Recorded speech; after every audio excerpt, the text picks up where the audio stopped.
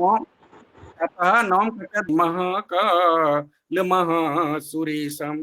ये जो अभी आप लर्न करना चाहिए कैसे स्वर स्वर से बोलना, इसी शब्द को मैं ऐसे ही शब्दों में बोल दूं तो मजा आएगा क्या बताइए, आनंद आएगा क्या बताइए? आनंद नहीं आएगा। आप पूरा खोल के देख लीजिए, जब उसको उसको इंजॉयफुल बनाइए, अंग्रेजी में इंजॉयफुल, आनंदमय शिक्षण बनाइए। आप उस पर ढूंढिए, अपने से बात करिए। केलकर ने एक बहुत अच्छी बात की, हमारे अंदर प्रयोगशाला है, हमारे अंदर सब कुछ है, उसको खोल के बाहर करने की जरूरत है। जब हम उसको बाहर नहीं करेंगे तब तक कि वो बातें नहीं आएंगी।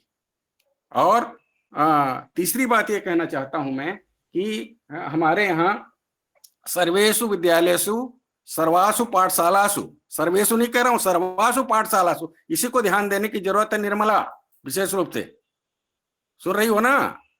सर्वासु पाठशाला, हाँ, सर्वेषु पाठशालेषु सर्वेषु महाविद्यालयेषु संस्कृत भाषायाम शिक्षणं भवितव्यम्। ये मदीयः परामर्शः। द्वितीयः परामर्शः ईदृशः, परीक्षायां संस्कृत भाषायां सर्व प्रश्न पत्राणि उत्तराणि च संस्कृत भाषायां भवितव्यानि। तृतीय परामर्शः मदीयः, तृतीय परामर्शः ईदृशः, विद्यालयेषु महाविद्यालयेषु तथा पाठशालासु भाषण प्रतियोगिता, सरल्यां सरल्यां गीतायाः श्लोकः, गीतायाः श्लोकः, निबन्ध, कवीनां कालिदासः गीतायाः एतेषां श्लोकानां निबन्ध मतलब उच्चारणार्थं प्रतियोगिता समायोजनीया। व्याकरण सूत्रेषु प्रतियोगिता समायोजनीया।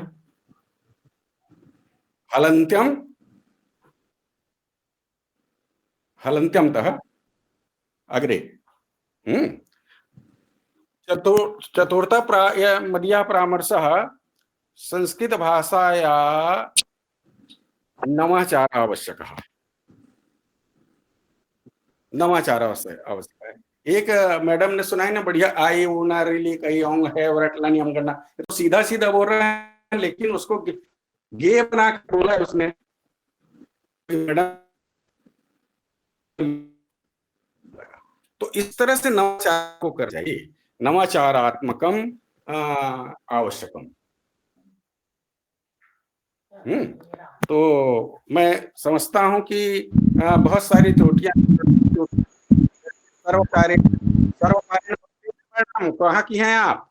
मैंने लिखा है पुस्तक विलासा, पाठ लिखा है, सिरपुर पाठ लिखा है, विलासा पाठ लिखा, सारा 9वीं 10वीं का पाठ मैंने ही लिखा है। और आज मैं सेवानिवृत्त हो गया हूं तो वहां पर प्रशिक्षण भी बंद हो चुका है, ये सभी मान रहे हैं इस बात। वरना पूरे जिलों के शिक्षकों को मैं प्रशिक्षण में और आवंटन भी करवाता था। समस्या को दो भाग है, एक प्रशासनिक समस्या है और एक विद्यार्थी के लिए समस्या है। तो जो प्रशासनिक समस्या है उसका समाधान इस मंच से करना प्रतीत नहीं हो रहा है, अपितु जो विद्यार्थियों से संबंधित समस्याएं हैं वह समस्या जितने भी यहाँ शिक्षक गण जो भी विषय को उपस्थापित किए हैं, तो मोटे तौर पे देखा जाए तो सबसे बड़ी समस्या वाच्य परिवर्तन हमको लगा। हर एक प्राय सभी शिक्षकों ने यही बात बताई कि वाच्य परिवर्तन, समास, संधि, इन सभी विषयों पे ये घंटे में चर्चा होना काफी मुश्किल है, लेकिन मैं कोशिश करूंगा कि कुछ कुछ बिंदु, हर एक बिंदु को आप लोग के लिए समुचित ढंग से आपको जैसे समझ में आए उसको मैं यहाँ पे उपस्थापित करता हूँ। एक विद्वान शिक्षक ये कह रहे थे कि सरकार शब्द सही है या सर्वकार। मैं बताना चाहता हूँ ये सरकार जो है वो बिगड़ा हुआ रूप, शुद्ध जो रूप है सर्वकार, क्योंकि सर्वकार शब्द जो है वो सर्वम करोति सर्वकार, जैसे कुंभम करोति इति कुंभकारः कर्मणि अण प्रत्यय होता है, उसी प्रकार से देश सीमा, एक सीमा बंधा हुआ देश विशेष या स्थल विशेष सब कुछ करे, उसी को सर्वकार कहते हैं। अर्थात सर्व उपपद क्री धातु से जब हम अण प्रत्यय करते हैं तो सर्वकार बनता है, तो फिर स्वादि सुविभक्ति इत्यादि करने पर सर्वकार शब्द बनता है, इसलिए सर्वकार शब्द ही मौलिक शब्द है। अब जहां पर देखिए बंधुओं समस्या बहुत है, मैं भी इसके पहले जीआईसी इंटर कॉलेज में कुछ दिन अध्यापन किया था, उसके पहले मेरा चयन टीजीटी में हुआ है, वहाँ ज्वाइनिंग नहीं किए, उसी दौरान पीजीटी में मेरा ज्वाइनिंग हो गई थी, उसका 1 महीना बाद ही यहाँ पे आ गए।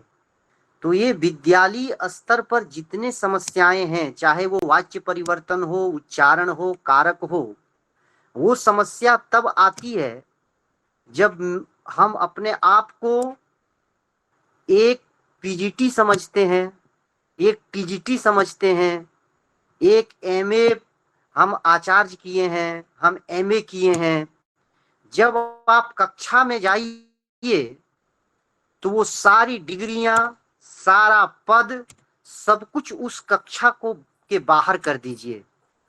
यदि आप 6वीं क्लास की कक्षा में जा रहे हैं, 9वीं क्लास में जा रहे हैं, तो आप अपने छात्रत्व जीवन को याद करिए कि मैं 6वीं क्लास में किस स्तर का विद्यार्थी था, 8वीं स्तर में क्या था, 11वीं स्तर में क्या था।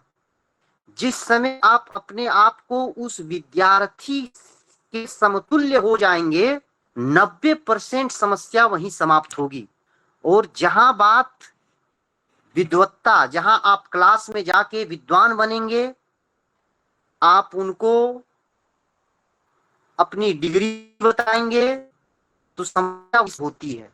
और रही बात विषय वस्तु की, विषय वस्तु का जानना, विषय वस्तु का विधिवत जानना, यदि आप वाच्य पढ़ाने जा रहे हैं तो प्रथम दृष्टि ये है कि आप ये जानिए वाच्य कहते किसे हैं, वाच्य का स्वरूप क्या है, वाच्य होता क्या है। तो हम जानते हैं वक्तुम योग्यम वाच्यम, बोलने की जो विधि है, बोलने की जो शैलियां हैं, उसे वाच्य है। एक कोई इस रूप में आप समझिए कि बोलने की विधि, वो विधि एक भाषा में हो। जैसे हम कहें कि बालक विद्यालय जाता है, तो सीधा सीधा क्यों न वो 6वीं क्लास का लड़का हो, उसको तक वाच्य नहीं समझा पाएंगे जब तक आप उनको कर्ता के बारे में, कर्म के बारे में और क्रिया के बारे में आधारभूत ज्ञान नहीं देंगे। उनको विद्वान नहीं बनाइए, उनको ऐसा डिफिनेशन, ऐसी परिभाषा नहीं बताइए जिनका वो बिल्कुल भी अवगमन न कर सके, अपितु उनको बताइए क्रिया। क्रिया जैसे ही बोलिए जो भी हम करते हैं, जो भी बच्चों जो भी हम करते हैं उसे क्रिया कहते हैं। वो क्रिया हिंदी में हम जिसमें गतिशीलता हो, इतना छोटे स्तर पे जाइए, क्योंकि वाक्य पदीयकार कहते हैं, एक श्लोक आप भी सुने होंगे कि उपाया शिक्षमाणानाम बालानाम उपलालना असत्य वर्तमनि स्थित्वा ततः सत्यम समीहते, कि जिस प्रकार से बालक जब रहता है तो जो बालक को हम लोग को सबसे पहले क्या सिखाया जाता है, ए फॉर एप्पल, क मतलब कबूतर। अब क कभी कबूतर हो सकता है, ए कभी एप्पल हो सकता है, लेकिन हम उस एप्पल को देख के ए समझ जा रहे हैं, हम कबूतर को देख के क समझ जा रहे हैं, तो वो चिन्ह से समझ रहे हैं। तो वहां पे आप कोई पारिभाषिक शब्द, कोई कठिन शब्द, कोई विद्वान शब्द, कोई उपाधि धारित, कोई कुछ नयापन मत बतलाइए बच्चों को। इतने न्यून हो जाइए यदि आप 6वीं क्लास में जा रहे हैं तो आपका स्तर जो है वहां पे समझने के लिए 5वीं स्तर का हो जाए। है कि विद्यार्थी बहुत जल्द समझेंगे, इसलिए वाक्यकार कहते हैं कि असत्य वर्तमनी, अर्थात हम जान रहे हैं कि ये वर्तमनी कहते हैं मार्ग को। हम जान रहे हैं कि क कभी कबूतर नहीं हो सकता, ए कभी एप्पल कभी ए नहीं हो सकता, लेकिन गलत मार्ग को जानते हुए भी ततः सत्यम समीयते, बाद में हम ABCD जानने लगते हैं, अंग जानने लगते हैं। ठीक उसी प्रकार जब आप वाक्य को पढ़ाने जाते हैं तब आपको ये ध्यान रखना होगा कि बच्चे कैसे जाने कि कर्ता को हम कैसे इनके सामने डिफाइन करें, कैसे इनके सामने परिभाषित, कर्म को ये आपको सोचना होगा। और हमारे गुरु जी कहते हैं कि विद्यार्थी यदि नहीं समझ पा रहे हैं, विद्यार्थी दुनिया में कितनों कठिन विषय को क्यों न हो, तो ये विद्यार्थी का दोष नहीं है कि वो नहीं समझ रहा है, ये शिक्षक का दोष है कि वो समझा नहीं पा रहा है। इसलिए प्रिय बंधुओं, यदि आप वाक्य को पढ़ाने जाते हैं तो क्रिया का साधारण परिभाषा, कर्म का साधारण परिभाषा, कर्ता का साधारण परिभाषा बतला करके आप उनको सीधे वाक्य को पहले 3 भेद न बता करके आप डायरेक्ट बोलिए कि 2 भेद होता है, कर्तृवाच्य, कर्मवाच्य। जब ये दोनों वाच्य वो जान जाएंगे, अच्छी तरह से आप बताएंगे, उसके बाद जब वो अभ्यास हो जाएगा, बारंबार जब अभ्यास कराएंगे, उसके बाद उनको तृतीय वाच्य भाववाच्य के बारे में बताइएगा। ये नहीं कि एक साथ तीनों को बतलाए, तीनों में से कोई वाच्य नहीं आया। उसके बाद जब आप 2 प्रकार से बोलेंगे, कोई भी भाषा में जो भी हम कहते हैं, जो भी कहना चाहते हैं, वह 2 रूप में कहते हैं, एक कर्तृवाच्य बाबू और एक जो है कर्मवाच्य, जिसे इंग्लिश को भी वहां कोरिलेट करिए कि ये एक एक्टिव वॉइस, एक पैसिव वॉइस, किसी तरह से वो समझ जाए। फिर उनको बतलाइए कि जो कर्तृवाच्य है उसमें कर्ता की प्रधान, जैसा कि केलकर मैडम ने बतलाई कि वो जहां पे कर्ता की प्रधानता हो वो कर्तृवाच्य है।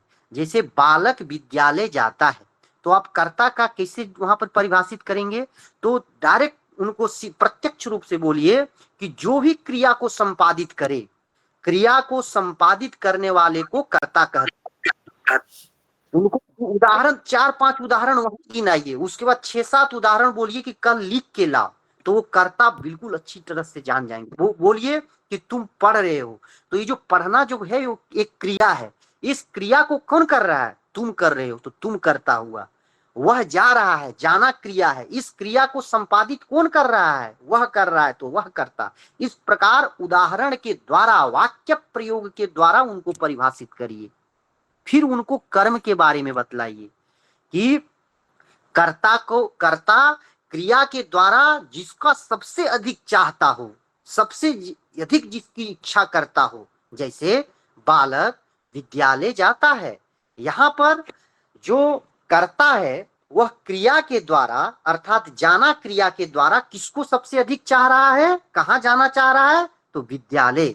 तो इस प्रकार से छोटे छोटे वाक्य से, उदाहरण से जब आप कर्ता, कर्म और क्रिया समझा लेंगे, उसके बाद उनको आप शब्द रूप तो लिखाए ही होंगे कि ये प्रथमा का 3-3 वचन है, जितने भी विभक्तियां हैं, द्वितीय का 3 वचन है, प्रथमा से लेके सप्तमी संबोधन पर्यंत सभी का 3-3 विभक्तियां हैं। हमें जब कर्ता और कर्म वाच्य जब बनाना है तो हमें 2 ही विभक्तियां का उपयोग करना है बच्चों। सबसे पहले जब हम कर्तृवाच्य करेंगे, बनाएंगे, तो कर्ता जो होगा वह कर्ता में प्रथमा विभक्ति होगी। कर्ता चूंकि हम पहचान लेंगे, जो क्रिया को करे वो करता है, तो बालक विद्यालय जाता है, तो सीधे बोलिए जो भी करता है वो प्रथमा विभक्ति होगी। अब विभक्ति होगी, वो विभक्ति में एक वचन भी हो सकता है, द्विवचन भी हो सकता है, बहुवचन। ये छोटा छोटा चीज धीरे धीरे उनको पहले एक वचन वाला सिखाएंगे। फिर जब आप प्रथमा कर देंगे तो राम बालकः। फिर उनको बतलाइए जो कर्म है, जैसे जो आप उनको डिफिनेशन से उनको पूछिए कि कर्म कौन है, और इस कर्म में द्वितीय विभक्ति होगी, तो विद्यालय का आप द्वितीय बोलिए कि जैसे बालक, इसीलिए रामः बालकः बालकः विद्यालयम गच्छति। ये जब वाक्य बालक विद्यालय जाता है तो बालक का भी रूप विद्यालय जैसा चलता है। और बहुत सारे जैसे ज्ञानम का ज्ञानम प्रथमा के एक वचन में भी बनता है और द्वितीय के एक वचन में। कई लोग कंफ्यूजन हो जाते हैं, इसलिए विद्यालय का आप स्पष्टता के लिए उनको विद्यालय बताइए कि बालक विद्यालय जाता है। यहाँ बालक चूंकि कर्ता है इसीलिए कर्ता में प्रथमा विभक्ति होगी और प्रथमा में भी एक वचन होगा क्योंकि एक बालक विद्यालय जा रहा है तो बालका हो गया। विद्यालय चूंकि एक विद्यालय वो जाएगा तो पहले बतलाइएगा कि विद्यालय यहाँ पे कर्म है क्योंकि वो जो बालक करता है वह जाना क्रिया से किसकी चाह है, विद्यालय जाने की चाह है, इसलिए विद्यालय कर्म है। उस कर्म में द्वितीय विभक्ति होगी। द्वितीय में भी 3 वचन होते हैं चूंकि ये विद्यालय एक बार में तो एक बालक 2 विद्यालय जा नहीं सकता है, इसीलिए एक वचन होगा द्वितीय का। तो बालकः विद्यालयम। अब कर्तृवाच्य का पहले ही बता देना है कि कर्ता के अनुसार पुरुष और वचन होंगे। तो आप जानते ही हैं कि त्वम युवाम यूयम और यहम आवाम वयम, ये 6 कर्ता को छोड़ करके दुनिया में जितने भी कर्ता हैं उनको डायरेक्ट बताइए। जिन दुनिया में इन 6 कर्ताओं को छोड़ करके दुनिया में जितने भी कर्ता हैं उन समस्त कर्ताओं के साथ प्रथम पुरुष की क्रिया लगती है। एक वाक्य में बताइए। अहम के साथ उत्तम पुरुष की एक वचन की क्रिया, उत्तम पुरुष के 2 वचन वयम के साथ। पहले 6 कर्ता और क्रिया को उनको जोड़ने सिखाइए और बतलाइएगा कि इनके अलावा दुनिया में जितने भी कर्ता हैं उन समस्त सब्जेक्ट या कर्ता के साथ प्रथम पुरुष की क्रिया लगेगी। तब वो आसानी से वहां पे गच्छति लगा लेंगे, उनको कुछ भी बतलाने का जरूरत नहीं है। क्योंकि बालक एक है तो बालक गच्छति, कहाँ जा रहा है, विद्यालय, तो विद्यालय में। कर्तृवाच्य का साधारण।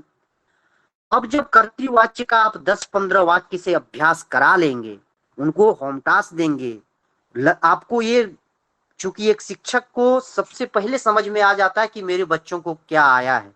जब ये आप पूरी तरह से आश्वस्त हो जाएंगे कि कर्तृवाच्य बच्चे हमारे समझ गए, उसके बाद आप कर्मवाच्य में जाइएगा। कर्मवाच्य में जाने के बाद आप चूंकि कर्म को भी बता चुके हैं, कर्ता को भी बताना है। यहां पर केवल 2 चीज बताइए कि बाबू बच्चों आप कर्ता में प्रथमा किए थे, यहां पे कर्ता में क्या करना है, एक विभक्ति और टप जाओ, बीच वाला को छोड़ देना, 1 को 3 कर दो, मतलब तृतीया विभक्ति कर दो। कर्ता में तृतीया हो जाएगा और जो तुम द्वितीय विभक्ति विद्यालयम किए थे उस विद्यालयम को तुम प्रथमा कर दो, अर्थात 2 को 1 कर दो। रीजनिंग जैसा बता दीजिए शुरुआत में, क्योंकि वो अभी न प्रधान जान रहे हैं, न अप्रधान जान रहे हैं, न उक्त जान रहे हैं, न अनुक्त जान रहे हैं। उनको डायरेक्ट लाइन से बताइए कि कर्मवाच्य में प्रथमा वाला विभक्ति तृतीय में आ जाएगा और नीचे से जो कर्म वाली विभक्ति है वो ऊपर से चला जाएगा। जब वो बच्चे सेटिंग करने आ जाएंगे कि बालके न विद्यालय और क्या करना है, उनको आत्मनेपदी धातु याद करवा दीजिए यक प्रत्यय करके। एक जैसे परस्मैपदी रटवाएंगे उसी तरह आत्मनेपदी यक वाला धातु, उसमें भी गम्यते, गम्यते बोलिए कि ये गम्यते गम्यते गम्यन्ते रूप चलता है। अब हमें क्या करना है, अब जो क्रिया लगेगी वो क्रिया कर्म के अनुसार करना है, वहां कर्ता के अनुसार था। अर्थात बालकः बालकेन विद्यालयः गम्यते। अब उनको स्पष्ट बतलाइए कि बालकः, वो कंफ्यूजन में रहेंगे, ये गम्यते अभी भी कंफ्यूजन में रहेंगे कि गम्यते ये बालकेन के कारण आया है कि विद्यालय के कारण आया है। तब उनको 1-2 वाक्य और बतलाइए कि एक बालक, उनको लिखवाइए कि एक बालक 2 विद्यालय जाता है, एक बालक के द्वारा 2 विद्यालय जाया जाता है। तब वहां पे क्या होगा, बालकेन विद्यालयो गम्यते। तब वो स्पष्ट हो जाएंगे कि कर्म के अनुसार यहाँ पे क्रिया हो रही है। अर्थात बालकेन का एक ही रूप रहा, क्योंकि एक बालक दो विद्यालय, मान लीजिए वो रास्ते में भी कोई विद्यालय चले गए तो दो विद्यालय कैसे जाएंगे, जैसे भी रास्ते में कोई काम पड़ा वो विद्यालय चले, तो जब एक बालक के द्वारा दो विद्यालय जाया जाता है तब वहां पे आप कर्म में क्या करेंगे, प्रथमा विभक्ति के द्विवचन का प्रयोग करेंगे और वही द्विवचन के अनुसार क्रिया भी आपका द्विवचन हो जाएगी। तब वो स्पष्ट हो जाएंगे कि यहाँ पर जो वचन हो रहा है, क्रिया का जो प्रयोग हो रहा है वो कर्म के अनुसार हो रहा है। तो डायरेक्ट उदाहरण के द्वारा बच्चों को समझाना है। जब वो समझ जाएंगे, जब आपको लगेगा कि ये जान गए कि कर्तृवाच्य में कर्ता के अनुसार क्रिया होती है, कर्मवाच्य में कर्म के अनुसार क्रिया होती है, जब इस प्रकार का वो जान जाएंगे, आपको ये पूरी तरह से अभिज्ञान हो जाएगा, तब आप उनको होमवर्क दीजिए, घर में अभ्यास करने दीजिए, उनको बुलवाइए, बार बार बुलवाइए कि एक बालक विद्यालय जाता है, बालकः विद्यालयं गच्छति, दो बालक विद्यालय जाता है, बालको विद्यालयं गच्छतः, तीन बालक, दो बालक, उसके बाद तीन बालक का कराइए कि एक बालक एक विद्यालय जाता है, बालकः विद्यालयं गच्छति, एक बालक दो विद्यालय जाता है, बालकः विद्यालयो गच्छति, यहाँ पे गच्छता नहीं कर देना है। उसी प्रकार कर्म में उनको बार बार अभ्यास कराइए। एक बालक के द्वारा एक विद्यालय जाया जाता है, बालकेन विद्यालयः गम्यते, एक बालक के द्वारा दो विद्यालय जाया जाता है, बालकेन विद्यालयो गम्यते, एक बालक के द्वारा अनेक विद्यालय जाया जाता है, बालकेन विद्यालया गम्यन्ते, अनेक बालक के द्वारा अनेक विद्यालय जाता है, बालकैः विद्यालया गम्यन्ते। तो इस प्रकार से जब आप अभ्यास कराएंगे, जब अभ्यास हो जाएगा, जब उनकी बुद्धि प्रौढ़ हो जाएगी, उसके बाद आप धातु के बारे में बताइए कि वहां से अब क्रिया से कट के धातु आ जाइए कि बच्चों धातु जो है वह दो अर्थ होता है, आखिर ये कर्ता और कर्म कैसे बना, ये सब सारा चीज उनको प्रवेश करा लीजिए। जब तक आप उनको प्रवेश नहीं कराएंगे तब तक उनको गूढ़ ज्ञान नहीं देना है। जब वो आपको पूरी तरह से आप आश्वस्त हो जाएंगे कि बच्चे कर्ता भी जान गए, कर्म भी जान गए, वाच्य भी जान गए, उसके बाद उनकी में प्रौढ़ता कैसे आए, थोड़ी अच्छी ज्ञान कैसे आए, तब आप उनको महोदय जी, धातु प्रत्यय को जोड़ करके। जी महोदय, मृत्युंजय महोदय जी, जी, मेरा आग्रह आपसे एक है कि जिस प्रकार से अंग्रेजी भाषा में 6वीं 7वीं 8वीं बच्चों को संरचना के आधार पर काल का, टेंस का ज्ञान दिया जाता है, प्रार्थना मेरी, जी जी जी, जिस प्रकार से 6वीं 7वीं 8वीं के बच्चों को संरचना, कर्ता प्लस क्रिया, शेष वाक्य, सहायक क्रिया का ज्ञान दिया जाता है संरचना के माध्यम से।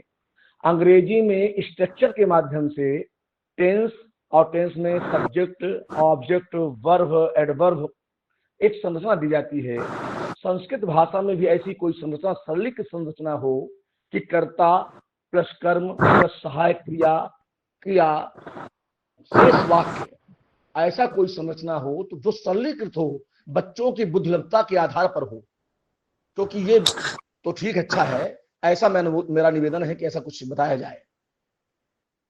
बिल्कुल बिल्कुल सर, आप बिल्कुल चिंता न करें, हम से गुजरे हैं, हम पढ़े हैं, अब सारे विषय पे आएंगे, आप धैर्य से सुनते रहिए। तो देखिए यहाँ तक जब आपको समझ में आगे, वो बिल्कुल है, इंग्लिश बहुत कठिन है।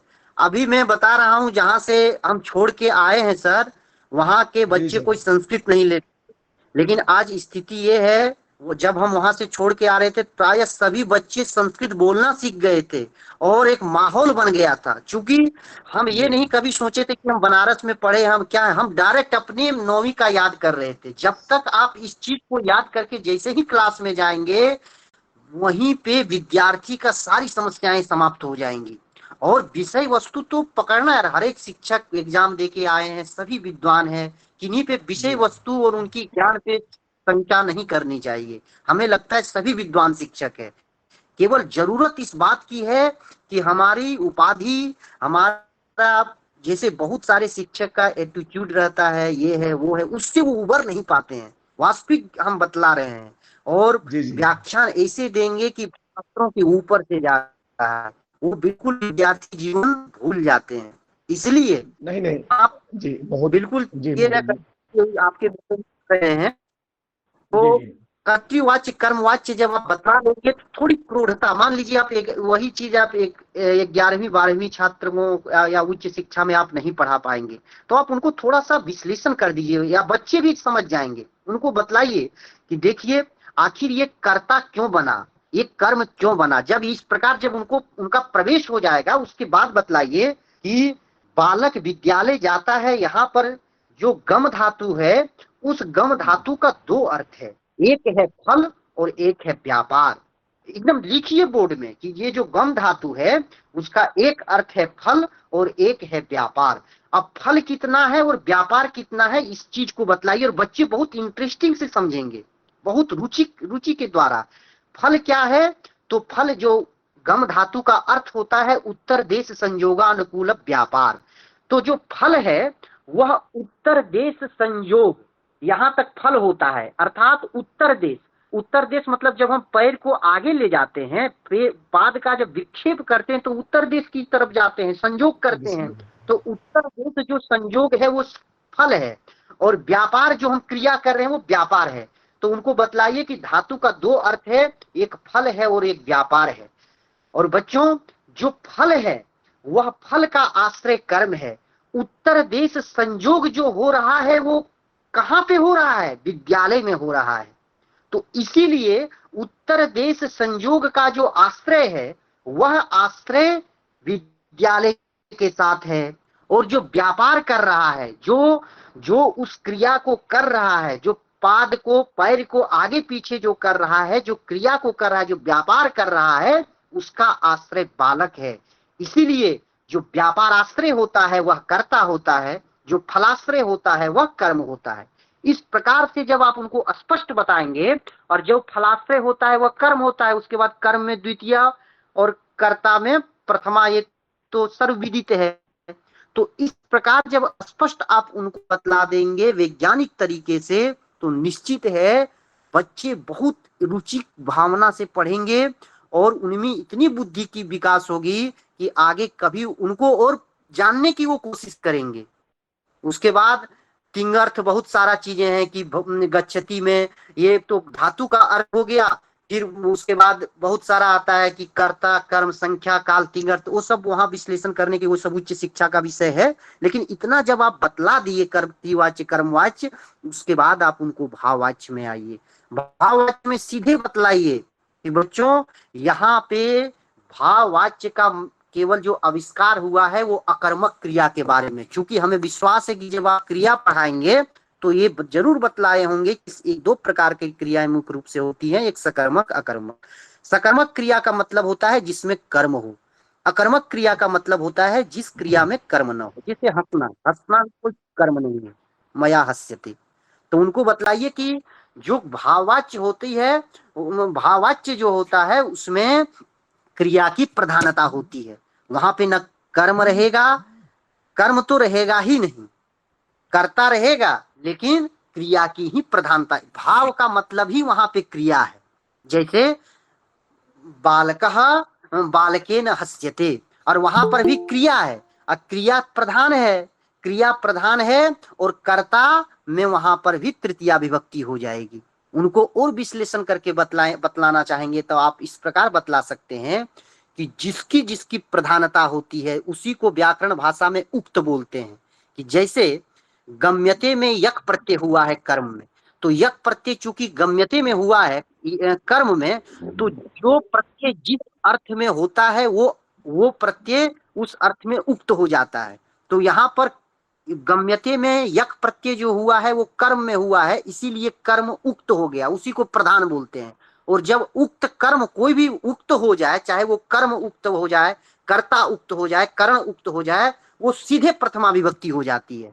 तो हम लोग तो चूंकि परंपरा से पढ़े हैं, तो जैसे ही देखते हैं कि यहाँ पे कर्म उक्त है, सीधे वहां प्रथमा कर देते हैं। अब बालकः विद्यालयम गच्छति यहाँ पे कैसे करते हैं, तो यहाँ पे लह कर्मणि च भावे आप लोग पढ़े होंगे, सकर्मक क्रिया से कर्म और क्रिया कर्ता में प्रत्यय होते हैं, तिंग प्रत्यय। तो यहाँ जो तिंग प्रत्यय है गच्छति में, वो तिंग प्रत्यय कर्ता में है, इसीलिए कर्ता उक्त है। जब कर्ता उक्त है तो वहां पे प्रथमा विभक्ति होगी। अब ये चीज बच्चे नहीं समझेंगे, ये चीज जब आप जाने रहेंगे तब उनको आप इनको इनडायरेक्ट तरीके से ये सब चीजें बताना है। तो उसी प्रकार से कर्तृवाच्य, कर्मवाच्य, भाववाच्य और भरपूर अभ्यास कराइए। और हमें नहीं लगता है इसके बाद वाच्य में कोई प्रॉब्लम होगा, कोई दिक्कत होंगी। और दूसरी जो समस्याएं थी, समास। देखिए समास, सबसे पहले उनको बतलाइए समास है क्या। दो शब्द हम सुनते हैं, एक समास एक व्यास। उनको बतलाइए बाबू कि समास का विलोम शब्द है व्यास, व्यास का विलोम शब्द है समास। समास मतलब संक्षेपीकरण, समसनम। कौमुदीकार कहते हैं वरदराजाचार्य जी कि समसनम समासः, अर्थात संक्षेपीकरणम समासः, अर्थात किसी का हम जब संक्षेप करते हैं तो वह समास होता है। जैसे राजपुरुषः, अब राजपुरुषः ये समास है। अब इसका विस्तृत रूप क्या है तो हम ध्यान देना चाहेंगे, ये डायरेक्ट आप बच्चों को नहीं बताएंगे। छठवीं वाले राजपुरुषः वो राज्ञः पुरुषः नहीं समझ पाएंगे। क्यों? क्योंकि न वो राज्ञः का, राजा का वो उनको विभक्ति याद है, न वो कुछ याद किए शब्द रूप याद है। तब आप करेंगे क्या, उनको थोड़ा सा हिंदी से समझाइए कि देखिए बच्चों, राजा का पुत्र, राजपुत्र के बारे में उनको बतलाइए। यहाँ पे बतलाइए कि राजा का पुत्र, उनको प्रवेश कराना है। प्रवेश आप किसी माध्यम से, जिस प्रकार से आपका बचपन में क से कबूतर से में प्रवेश हुआ, ए से एप्पल में, एप्पल से ए में प्रवेश हुआ, कबूतर से क में प्रवेश हुआ, इसीलिए आपको हिंदी से प्रवेश कराना है कि किसी तरह से ये समझें। आप क्या करेंगे, राजपुत्र बतलाएंगे कि एक जगह राजपुत्र लिखेंगे एक तरफ, और एक बताएंगे राजा का पुत्र। बतलाएंगे जो राजा का पुत्र है ये व्यास है, ये बड़ा है, ये वाक्य है। राजा का पुत्र, राजा का पुत्र है, और एक जगह लिखेंगे राजपुत्र है। तो अब उनको डिफिनेशन वहां पे बताइए कि जो समसन होता है, जो संक्षेपीकरण होता है, आप ये बताइए कि राजपुत्र है, यह छोटा लग रहा है बच्चों, कि राजा का पुत्र है यह छोटा। हमें लगता है कि हर एक बच्चा बतलाएंगे राजा पुत्र है, यह हमें छोटा लग रहा है। जैसे वो बोलेंगे यह छोटा लग रहा है तो बोलिएगा यही समास है, यही संक्षेपीकरण है। बोलिए, उसके बाद पूछिए यहाँ आपको क्या नजर नहीं आ रहा है, वो बतलाएंगे क्या नहीं है। उसके बाद धीरे धीरे उनको वृत्ति के बारे में बतलाइए। उसके बाद विग्रह बतलाइए, है वहां हटा दीजिए। बोलिए देखिए बच्चों, ये यहाँ पे विग्रह किया गया है। सबसे पहले वृत्ति परार्थाभिधानम वृत्ति होती है, फिर विग्रह बतलाइए कि जो वृत्ति के अर्थ का अवबोधन करे, अर्थात जो वृत्ति है, यहाँ पे समास वृत्ति है, अर्थात समास बता दिए, वृत्ति 5 ये सब अभी विस्तृत में नहीं बतलाइए। बोलिए यहाँ पे समास है, समास एक वृत्ति है, और ये जो वृत्ति है, इस वृत्ति मतलब इस समास को बताने वाला जो वाक्य है वह राजा का पुत्र है। तो ये जो राजा का पुत्र है बच्चों, ये विग्रह है। ये क्या है, विग्रह है। तो विग्रह और वृत्ति, इन दोनों का जब उनको ज्ञान हो जाएगा समास का, तो वहीं पे 80% आपका समस्याएं खत्म हो जाएंगी। क्यों? क्योंकि अधिकांश बच्चे इसी से ग्रसित रहते हैं कि ये विग्रह क्या है, ये समास। न उनको अंतिम तक विग्रह समझ में आता है, न समास समझ में आता है। उनको बोल करके एक उदाहरण बताने के बाद डायरेक्ट डिफिनेशन नहीं बताना है। पहले आप हम जैसे बतलाए हिंदी वाला वैसे बतलाइए, फिर उनको विग्रह का डिफिनेशन बतलाइए कि जो समास का जो अर्थ बताए, ऐसा वाक्य जो समास का अर्थ बताए। तो राजपुत्र से हमें अर्थ कैसे मालूम चलेगा, जब हम राजा का पुत्र इस वाक्य का प्रयोग करेंगे। तो जब हम वाक्य में प्रयोग करते हैं तो वो विग्रह होता है। जब इतना बतला देंगे फिर उनको बतलाइए कि ये विग्रह जो है वो 2 प्रकार का है, एक लौकिक विग्रह है और एक अलौकिक विग्रह है। जो लौकिक विग्रह होता है वह हम सबों के लिए है, जिसका हम लोक में उपयोग करते हैं। अर्थात जैसे राजा का पुत्र, ये लौकिक विग्रह है। अब उनको धीरे धीरे संस्कृत की ओर ले आइए। अब उनको बतलाइए कि यही राजपुत्र को हम संस्कृत में राजपुत्र लिखते हैं और यही विग्रह को हम संस्कृत में राज्ञः पुत्र चाहे राज्ञः पुरुष जो भी आप बतलाएंगे वहां बतला दीजिए। फिर उनको जब विग्रह क्योंकि हिंदी में समझने में उनको लौकिक और अलौकिक कठिन होगी, इसलिए आप वहां पे संस्कृत की तरफ आ जाइएगा कि देखिए ये जो विग्रह है ये कुछ विग्रह लौकिक विग्रह है और कुछ विग्रह अलौकिक है। कैसे कि जब हम लोक का प्रयोग करते हैं अर्थात राज्ञः पुत्रः, जब इस प्रकार हम विग्रह करेंगे जिस विग्रह में विभक्ति जुड़ी रहेगी, विभक्ति वगैरह थोड़ा सा ज्ञान तो होगा ही, अर्थात जिस विग्रह में विभक्ति जुड़ी रहती है ये डिफिनेशन नहीं है लेकिन उनको समझाने के लिए बतलाइए, हर एक हथकंडा अपनाइए कि वो समझ जाए कि जिस विग्रह में विभक्ति जुड़ा रहे उसे लौकिक विग्रह कहेंगे, जिस विग्रह में विभक्ति अलग अलग हो उसे अलौकिक विग्रह कहेंगे। जब इस प्रकार आप बतला देंगे कि राज्ञः पुरुषः, यहाँ देखो राज्ञः विभक्ति युक्त है इसीलिए ये लौकिक विग्रह है, और राजन गस पुरुषु चाहे पुत्र सु, यहाँ पे विभक्ति अलग है और शब्द अलग है, प्रातिपदिक अलग है, इसीलिए ये अलौकिक विग्रह हुआ। जब अलौकिक विग्रह हुआ और ये लौकिक विग्रह, ये दोनों जब वो पहचानने सीख जाएंगे फिर उनको समास के बारे में बतलाइए कि देखो बच्चों जब भी समास होगा तो केवल और केवल अलौकिक विग्रह में ही होगा, कभी भी समास लौकिक विग्रह में नहीं होता है। जब इतना बतला देंगे तो उनको बोलिएगा कि ये षष्ठी सूत्र के द्वारा, सूत्र नहीं बताना है, डायरेक्ट बोलिए यहाँ पे षष्ठी तत्पुरुष हुआ है।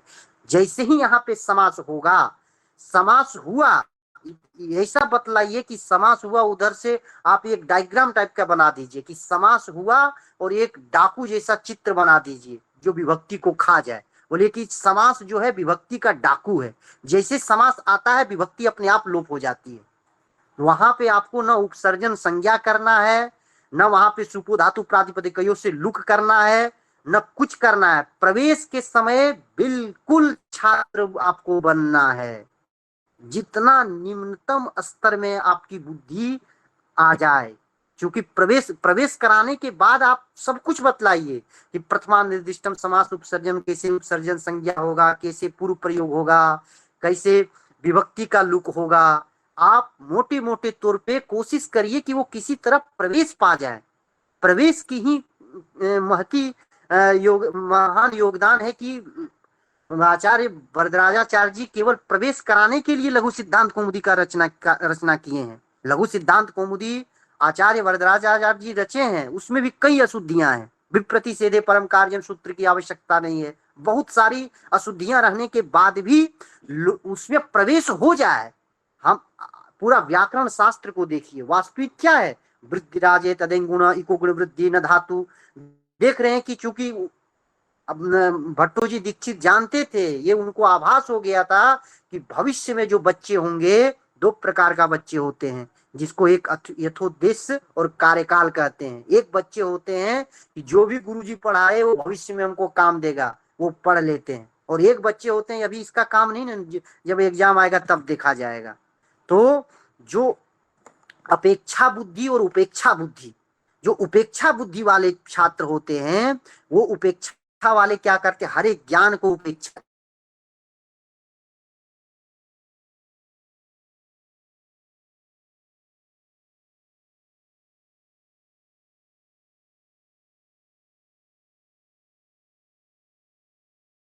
समास का लक्षण बताइए कि ये जो समास है कई पुस्तकें में 6 दिया है, कई 4 है।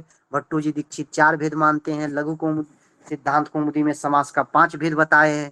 हिंदी वाले कुछ अलग करते हैं, क्योंकि हिंदी वाले का कुछ अपना है नहीं। हिंदी वाले का यदि संस्कृत को वो छोड़ दे, समास हो संधि हो, तो उनके पास कुछ है ही नहीं। तो वो कर्मधारे को भी ले आए हैं, कर्मधारे को भी एक भेद बनाए हैं, दिगु को भी, जबकि सब में उत्तर पद की प्रधानता है। तो खैर हिंदी वाला तो हमको नहीं पढ़ाना है, या तो आप 4 भेद बताएंगे या तो 5 भेद बताएंगे। संधि, क्योंकि देखिए जितने भी समस्या है आप जाने के पहले 2-4 बार रिवीजन कर लीजिए। हम यहाँ कुछ जिज्ञासा करना चाहेंगे कि यदि आप अच्छे से पढ़ेंगे, हम जान रहे हैं कि हम यण संधि पढ़ाने जा रहे हैं, तो इको यणची सूत्र है, इस सूत्र का इक के बाद यदि यण हो, इक को यण होगा यदि अच पर में हो, अर्थात इक अव्यवहित, अच अव्यवहित पूर्वत्व विशिष्ट जो इक हो, अर्थात अच के बाद, हम गुण आप लोग को बतला रहे हैं, बच्चे को इस तरह नहीं बतलाना है, अर्थात इक को यण होता है यदि अच पर में हो, इस प्रकार मतलब बाद में हो। इस प्रकार यदि आप अच्छे से यदि अभ्यास कर लेंगे तो होगा क्या, कभी आप गलत नहीं पढ़ाएंगे। कुछ भी पढ़ाने जाइए, संधि समास XYZ कोई भी विषय पढ़ाने जाइए। क्यों? क्योंकि जितने भी यहाँ शिक्षक हैं, सभी शिक्षकों से मेरा निवेदन है कि आप लोग विद्यालय पढ़े होंगे। विद्यालय में कौन संधि है बतलाइए, विद्यालय में कौन संधि है? सभी लोग बतलाएं, विद्यालय शब्द में कौन संधि है? दीर्घ स्वर संधि। स्वर संधि, दीर्घ संधि। सभी लोग बतलाइए, सभी लोग। दीर्घ संधि। दीर्घ स्वर संधि महोदय जी। मतलब सभी के दीर्घ है, सब सहमत है ना? जी। ये जो जी। दीर्घ का जो आविष्कार है, तो आप सभी लोग म्यूट कर लें। अब आप सुनिए, यदि आप सच में व्याकरण पढ़े रहेंगे, ये जो यूजीसी का आप उत्तर पत्रक देखिए, टीजीटी पीजीटी, दुनिया में किसी से भी पूछिए विद्यालय में कौन संधि है तो दीर्घ संधि। क्यों दीर्घ संधि बतला रहे हैं? और सारे जितने भी किताब छप रही है, समस्या तो ये है कि लेखक पागल हो चुके हैं। पढ़ना नहीं है, केवल पृष्ठपेशन करना है। विद्यालय को हम दीर्घ संधि बतला रहे हैं। क्यों? क्योंकि हमने पढ़ने छोड़ दिया है। आप एक सूत्र पढ़े होंगे, ओमांगोश्च। ओमांगोश्च पढ़े हैं ना, सभी पढ़े होंगे। बीए स्तर में लघु सिद्धांत कौमुदी में एक सूत्र है ओमांगोश्च। विद्यालय में आप दीर्घ संधि क्यों करते हैं? क्योंकि अक सवर्ण दीर्घ से आप दीर्घ संधि कर, जब अक सवर्ण दीर्घ से दीर्घ संधि विद्या धन आलय ये संधि विच्छेद करते हैं। यक सवर्ण दीर्घ कहता है कि अक के बाद यदि सवर्ण अच, सवर्ण अच मतलब कि अ आ के बाद अ आ ओ हो, अ आ हो,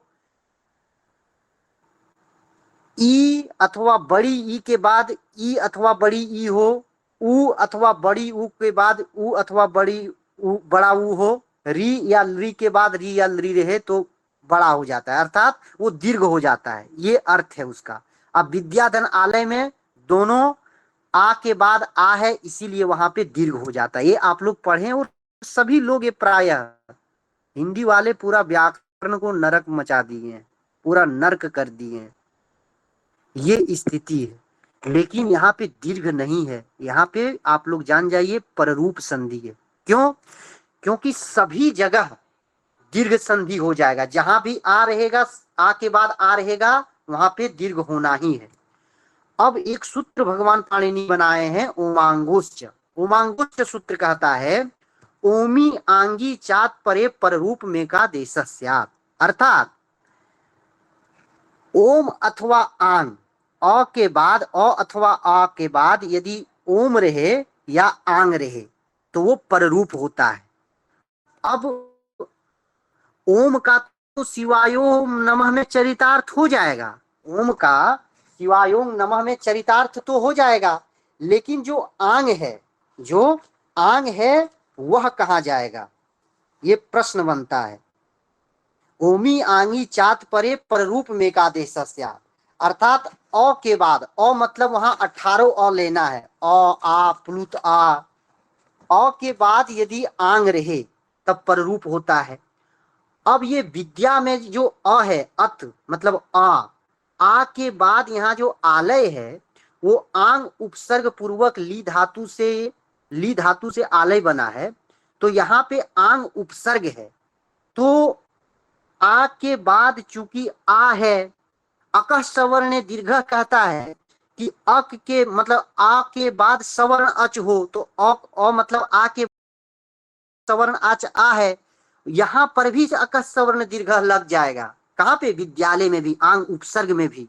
ओमी आंगी चात पर रूप, ये जो इत्यर्थक जो सूत्र है ओमांगोश्च, ये सूत्र हो जाएगा व्यर्थ। जो आंग पाणिनि जी ने जो ज्ञान किए हैं, आंग को जो पाणिनि जी ने सूत्र में रखे हैं, वो व्यर्थ होगा। व्यर्थ हो करके अकः सवर्ण दीर्घ को रोकेगा कि सुनो अकः सवर्ण दीर्घ, जब भी तुम दीर्घ करो तो सवर्ण अच भले अ के बाद रहे, लेकिन उसको आंग के अतिरिक्त तुम करना। अर्थात अ के बाद मतलब 18 अ के बाद यदि आंग उपसर्ग रहेगा, वहां पे पररूप संधि होगा, वहां पे कभी तुम दीर्घ नहीं करना। इस प्रकार का अतिरिक्तत्वेन संकोच होगा ओमांगोश्च में, तब विद्यालय में पररूप संधि है। अभी किन्हीं को पररूप बोलिए, जो अच्छे व्याकरण है वो तो जानते ही हैं, लेकिन समस्या शिक्षा का स्तर को देखिए। विद्यालय, शिवालय सब में पररूप संधि है। आप एग्जाम में पररूप मार के आइए, आपका क्वेश्चन गलत होगा, आप फेल भी हो जाएंगे, क्योंकि ये परंपरा ज्ञान को नष्ट कर दे रहे हैं। ज्ञान को पूरी तरह से नष्ट कर रहे हैं। बचाने की जिम्मेदारी आपकी और हमारी है। इसीलिए पहले साधारण ज्ञान बच्चों को दीजिए। जब साधारण ज्ञान बच्चे पा जाएंगे, फिर उनको निश्चित है वो बार बार उसी ज्ञान को नहीं चाहेंगे, सोचेंगे कुछ इससे और विस्तार हो। जैसे ही उनकी जिज्ञासा बढ़ेगी, जैसे ही उनकी इच्छा बढ़ेगी, उनका थोड़ी सी और ज्ञान बढ़ाइए। अंतिम में आप सारी ज्ञान उनको दे देंगे।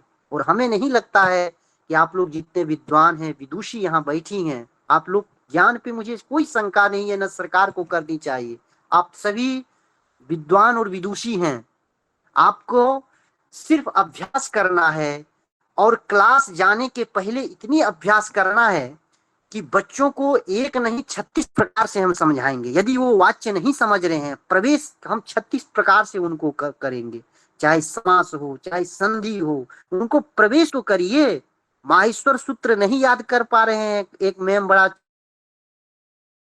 एक साधारण बालक या बालिका का रूप लेके क्लास में जाइए और नीचे लेवल से उनको प्रोत्साहित करने, इतना प्रोत्साहित डायग्राम के माध्यम से, कार्टून के माध्यम से, कुछ भी किसी तरह उनमें प्रवेश। आप ये सोचिए कि हम ये BCD कैसे जाने, क ख ग घ कैसे जाने, ठीक उसी प्रकार से आप संस्कृत में उनको प्रवेश कराइए।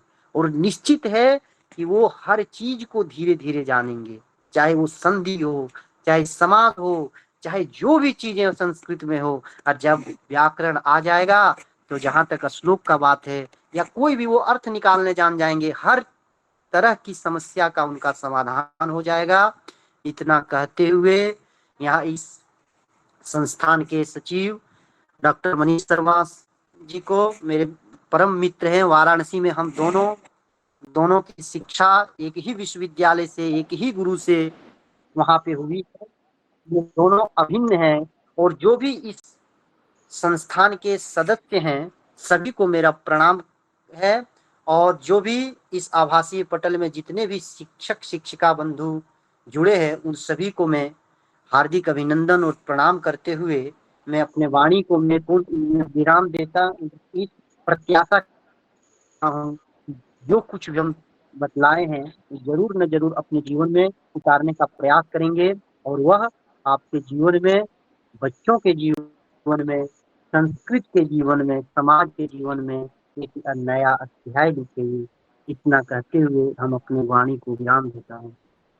बहुत बहुत धन्यवाद आदरणीय मित्रमणि श्री मृत्युंजय कुमार तिवारी जी। निश्चित रूप से यह राज्य का संस्कृत शिक्षक संगोष्ठी जो पूर्णतया सुस्पष्ट रूप से इतने सारे विषयों को उदाहरण सहित अपने अमूल्य समय को हम सबके समक्ष लगभग हम 3 घंटे से 3 से 3.5 घंटे 4 घंटे से बैठे हुए हैं, और यह हम सबके लिए अत्यंत उपादेय होगा। सभी शिक्षक इसका लाभ लेंगे, और इस जो उद्बोधन है और जो ये व्याख्यान हुआ और जो ये बताया गया, इसके विषय में पुनः आप सुन सकते हैं संस्थान के वेबसाइट में, और ये पूरी तरह से सुरक्षित है, लाइव है। मैं बहुत बहुत धन्यवाद ज्ञापित करता हूं श्री मृत्युंजय कुमार तिवारी जी का, और यहाँ उपस्थित सभी लोग बहुत बहुत धन्यवाद के पात्र हैं, जो इतना समय होने के बाद भी आप लगातार श्रवण कर रहे हैं। वक्ता तभी बोल पाता है जब श्रोता का उत्साह निरंतर बना रहता है, और इन्होंने इतना समय लगातार बोला, तो निश्चित रूप से हमारे श्रोताओं का, हमारे शिक्षक बंधुओं का, अध्यापिकाओं का उत्साह, मनोबल बढ़ा है, और इसका लाभ जो है मिलेगा, ऐसे हमें विश्वास है, और इसका लाभ भी आगे चल करके मिलेगा। अभी संस्थान के वरिष्ठ सदस्य हमारे आमुख पटल में विराजमान हैं, आचार्य श्री मोहन पाठक जी। मैं उनसे सादर प्रार्थना करता हूं कि आप पधारे हुए विशेषज्ञ, जो व्याकरण के विविध विषयों को स्पष्ट किए हैं और व्याकरण के कृत भूरि परिश्रम विद्वान हैं, इनका धन्यवाद ज्ञापन करें, और हमारे शिक्षक बंधुओं का, हमारे आचार्यों का, हमारे अतिथियों का भी सबका धन्यवाद ज्ञापित करें। ये हमारे संस्कृत शिक्षक संगोष्ठी का प्रथम दिवस था। प्रथम दिवस के उपक्रम में हमने व्याकरण संबंधित बहुत सारे विषयों का अवबोधन किया। मैं सादर आमंत्रित करता हूं आचार्य श्री मोहन पाठक महोदय जी।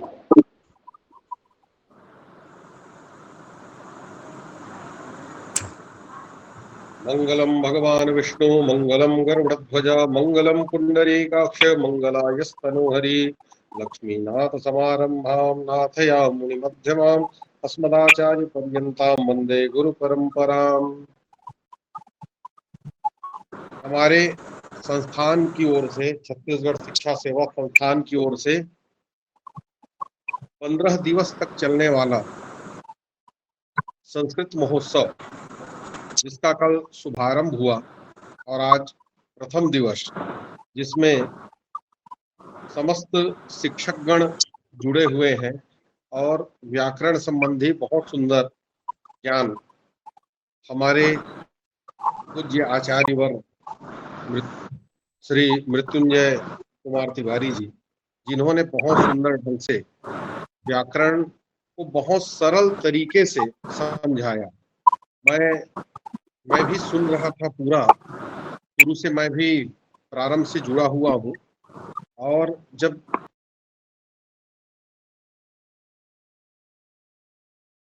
तो कहीं कहीं मुझे हमारे पूज्य स्वामी जी श्री श्रीनिवासाचार्य जी, तो आपके स्वरूप में झलक रहे थे, आपके शब्दों में मैं उनको देख रहा था, क्योंकि इतनी ही सरलता से वो भी समझाया करते थे। तो आज आंख में आंसू भी आने लगे स्वामी जी के नाम से, क्योंकि आज उनकी बहुत बड़ी कृपा है कि हम कुछ बोल पा रहे हैं। बहुत अच्छा लगा आपको सुन करके, और आपने जो कुछ भी बताया व्याकरण के विषय पर, तो मुझे लगता है कि जितने शिक्षक बंधु हमारे जुड़े हुए हैं और जितनी भी शिक्षिकाएं जुड़ी हुई हैं, उन सबके जीवन में बहुत ये लाभकारी रहेगा, जिसके माध्यम से बच्चों को बहुत सुंदर ढंग से ये सब समझा सकते हैं। और संस्थान की ओर से मैं आपको बहुत बहुत धन्यवाद देता हूं श्री मृत्युंजय कुमार तिवारी जी। आप बहुत पूर्ण समय दिए हैं, और पूरा समय दे करके हमको आपने अनुग्रहित किया, इसके लिए आपको बहुत बहुत धन्यवाद। और जितने भी शिक्षक और शिक्षिकाएं इसमें जुड़े हुए हैं और जुड़े हुए थे, उन सबको मैं हृदय से धन्यवाद देता हूं। और मैं प्रार्थना करता हूं कि आप सभी ये अभी 15 दिवस तक चलने वाला जो महोत्सव है संस्कृत का, प्रतिदिन आप इसमें जुड़े, आप सभी, और जुड़ करके सुंदर, हमें फोन के माध्यम से भी और कुछ लगे कि इसमें हम और कुछ भी विशेष रूप से कर सकते हैं, तो उसके लिए भी आप सब हमें मार्गदर्शन करें। यही कामनाओं के साथ मैं आप सभी को प्रणाम करता हूं और पुनः आप सबको धन्यवाद देता हूं। नमो नमः। जी धन्यवाद महोदय, आपका भी बहुत बहुत धन्यवाद। और यहाँ विराजमान सभी अतिथिगण, अन्य शिक्षक बंधु, सभी को धन्यवाद ज्ञापित करते हुए आज के इस सत्र को यहीं पर हम लोग विराम करते हैं।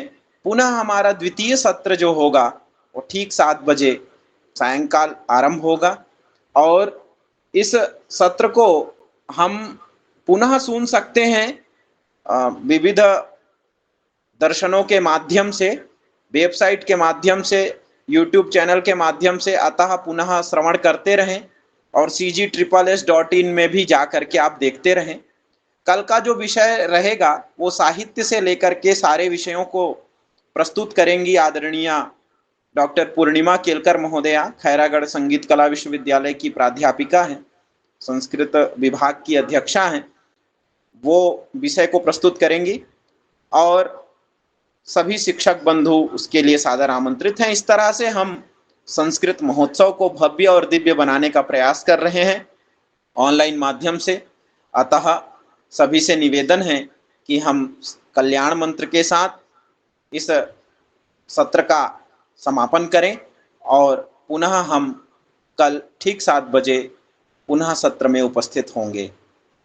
सभी लोग अनम्यूट कर लें और कल्याण मंत्र के साथ इस सत्र को समापन करते हैं।